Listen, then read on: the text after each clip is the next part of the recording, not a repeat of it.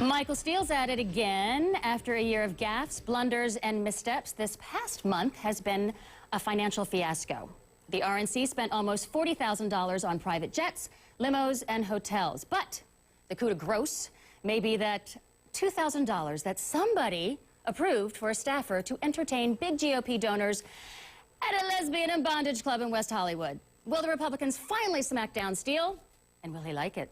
Joining me are Steve Kornacki, news editor and columnist at Salon.com, and Stephanie Miller, host of The Stephanie Miller Show. So, what do you think? First of all, can I just correct you, and I hate to do that, Valerie. It was not a lesbian bondage club. It was only simulated lesbian sex. So oh, well, then it's okay.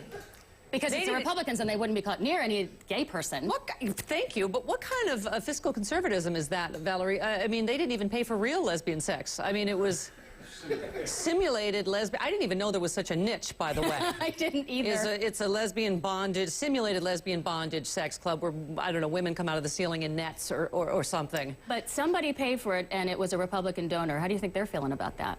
Well, this is really the story, one of the stories of Michael Steele's kind of disastrous tenure as a Republican chairman. Every month or two, you know, some sort of story comes out about total mismanagement. Now, he's only been running this thing for, what, a little over a year? For a year, and he looks at it, but boy, he's got the Republicans in a real tough position here. He looks at it, first of all, and he says, well, you know what, in the 1 year, for all of your complaints, we won governor's elections in New Jersey and Virginia, you know, in races we hadn't won in years. He's taking credit for that. He's taking credit for it. A lot of people say it's in spite of him. But the real problem that Republicans have, if they want to get him out, you know, I look at this, I say, they managed to find, like, basically the only black Republican in the United States and make him their party chairman.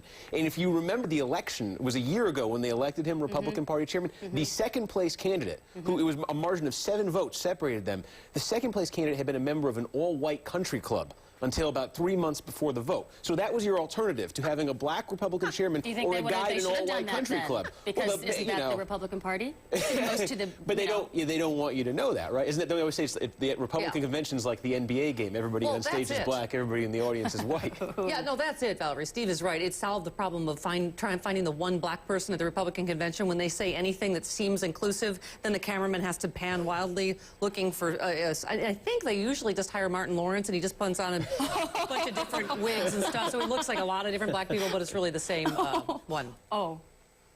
Okay. I'm just saying, it was a way to get one black face at a Republican convention. Hasn't been working in a while. So, but why do they have to do this? They do need, first of all, maybe I need to go to this. Why is so much money being spent? We'll get off of that and go, why are they spending so much money? Why is so much money being spent with the RNC and the DNC? Why does it have to be a politics of money? Why can't we just hire the best candidate and see what they're about and no more of the R's and D's behind their names? Well, the interesting thing about Steele is, you know, yes, he's spending a lot of money, and both parties spend a lot of money. Steele has spent a lot of money not on elections. That's the thing. Well, didn't they start, what, $22 million last year, and they're down to $10 million? Doesn't anybody want to do it? Oh, I hope that they don't fire him. Oh, please, God, don't fire him, because he is the worst fundraiser ever, and he's just a gaffe machine. He's just, I love what one of his supporters said, oh, we love his frankness.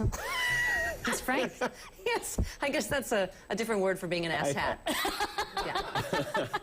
You can say asshat here? This is going to be fun. You can, because you're a substitute teacher.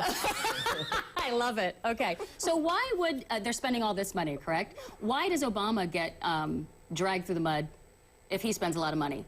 Well, he hasn't spent any money at lesbian strip clubs that I know of yet, so it's a different... I don't think you'll be seeing that happening anytime soon. We can't have health care, but we can afford, apparently, to buy... Oh, God forbid we should have health care and cover, you know, most of the country. By the way, why do they call it health care coverage? I mean, it's health care coverage reform. I mean, this is about the insurance companies and making sure that they actually cover people in this country, not about... We're getting way off subject, so sorry. But let's just turn to Karl Rove, because he's a fun one to backslap. He was heckled at a book signing last night, shouted down, and forced to leave the stage. Poor baby. Let's watch. Look what you did. You outed a CIA officer. You lied to take us to war. You ruined the country. So is he just prone to heckling, or is this just another example of how ugly things have gotten in this environment of anybody can say anything anytime? Can I just say one thing, Valerie? You know, in the wake of healthcare, you know, the right wing tends to yell really either racist or homophobic or sexist things, or basically things that are barely comprehensible. They'll just like, flag! It's just something. Whereas if you notice Socialist! You know, flag! Nazi! You don't even know what you're being called. Right, right. But what I'm saying is, these, if you listen to that tape, they were yelling really, first of all, they were yelling facts, and they were very, as liberals, just a little smarter is all I'm saying. But it's You're a war criminal that participated in the outing of an undercover CIA agent. Oh, so she was telling the See? truth. It's a long, unlike the other. long Okay, sentence, I get it. Yeah, and it's true. It is true. But there's got to be. And Cheney. There's got to be, and I'm not smart enough to come up with this, but maybe somebody else can. The guide to confronting somebody like Karl Rove in a setting like this and not looking insane, because this actually plays into Karl Rove's. It really does. She's dressed all in pink. She's got these giant pink peace sign earrings, and Karl Rove can sit there and can be like, I'm the reasonable one, you know, just trying to exercise my First Amendment rights. She looks as crazy as the teenagers, unfortunately. Right, and to the average viewer, I think what she's shouting about is incoherent, even if there is a factual basis to it. When you shout, it is usually There's got to be a better, I don't know what it is, but there's got to be a better way to do it. I don't know that anything's going to really happen to Karl Rove or Dick Cheney. I don't see anything happening. For some reason, he's protected, but, you know, when a president gets a they're not protected and they can be impeached. So I don't understand the difference. I can't say asshat and okay. I don't understand the difference. You're the host. All right. For now. Okay. Thanks, guys. We will be back in a minute.